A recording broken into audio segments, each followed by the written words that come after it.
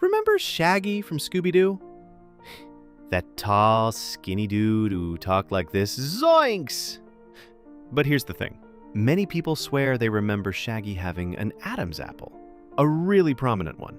Like it was part of his whole vibe. Nervous, skinny, trembling, Adam's apple bouncing all over the place. But if you go back now, most versions of the show don't show it at all. Was it just the art style? A different animation era? Or did the universe hit backspace on his throat? Next up, Curious George. The mischievous little monkey. Cute, curious, thoughtful, probably shouldn't be left alone in a kitchen. But here's the catch. Many people remember him having a tail, swinging from trees, doing monkey things, but in every official drawing, George has never had a tail. Like, ever. People are freaking out. A monkey with no tail? That's like SpongeBob without square pants. It just feels wrong. Now, this one's infamous. The Berenstain Bears. Or wait, did you hear that? I said Stein, but look it up today. It's Berenstain Bears. A-I-N. Whole childhoods have been rocked by this one. Some people even claim to have books from the old timeline with the E-I-N spelling. So either we all can't spell, or we're bouncing between universes like this is Marvel Phase 10. Let's talk underwear. Weird sentence, I know, but stick with me. The fruit of the Loom logo. If I asked you to picture it, you'd probably imagine some apples, grapes, leaves, and right behind it all, a cornucopia. That horn-shaped basket from Thanksgiving. That's how most of us remember it. Not just a few people, millions do. People grew up with this logo on their socks and briefs. They even remember drawing it in school during art projects. The cornucopia was iconic. But go check the official logo right now. There is no cornucopia. Never has been, apparently. And here's where it gets creepy. Some people swear they still own old shirts or packaging with the cornucopia on it, but when they go to check, it's suddenly gone. As if reality updated the image behind their backs. Conspiracy theories? Of course. Some blame reality shifts, others blame CERN messing with timelines, and some just think it's a case of false memory. But how do so many people have the same false memory with the same specific object? Okay, here's a weird one that'll mess with your spelling instincts. Looney Tunes. The home of Bugs Bunny, Daffy Duck, and Yosemite Sam. Now tell me, how is Toons spelled? Most people remember it as Toons, T-O-O-N-S, because, duh, cartoons.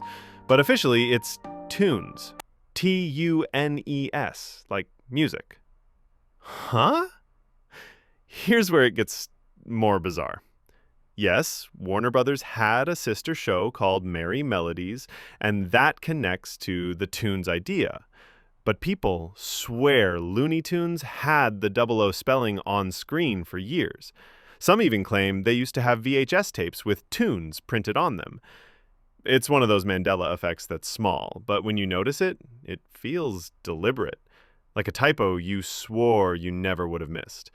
And now, you'll never unsee it. You think you know Pikachu, right? The adorable electric mouse from Pokemon. Okay, quick quiz. What does the tip of Pikachu's tail look like?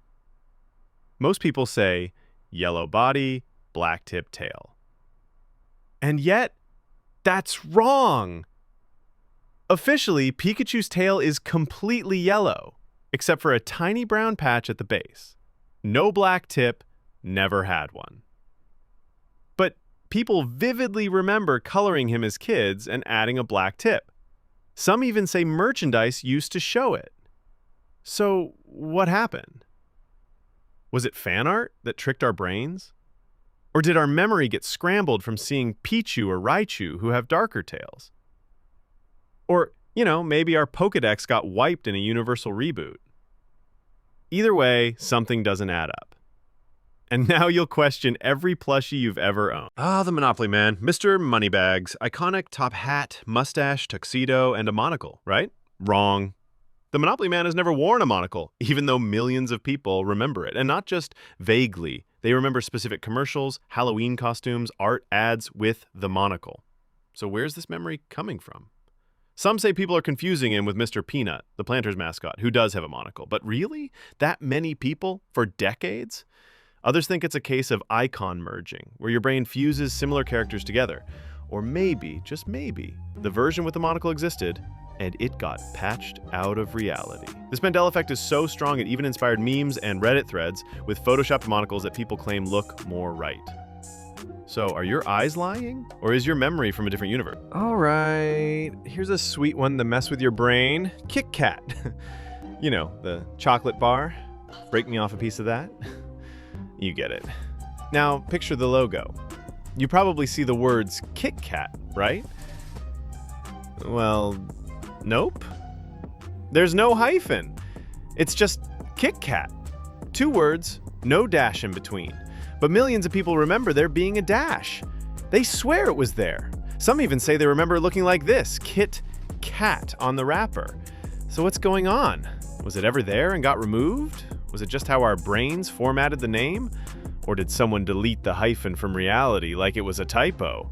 What's worse, some people claim they still own old wrappers with the hyphen, only to go check and find it mysteriously gone. This is one of those effects that hits hard because it's such a small detail, but it sticks in your brain like melted chocolate on a dashboard. Last one. The one that's been staring at you from your coffee cup for years. The Starbucks logo. It's a green circle with a mermaid, or more accurately, a siren, with a crown, long hair, and 2 tails. But here's where it gets strange. A lot of people remember the logo looking completely different, like a full-body mermaid, belly button and all, or a much more detailed image, longer hair, a bigger crown, sharper face. The current logo is minimalist, just her upper torso, but some swear they used to see the full design printed on cups. So what happened? Yes, Starbucks has updated their logo a few times, but not in the drastic ways people remember.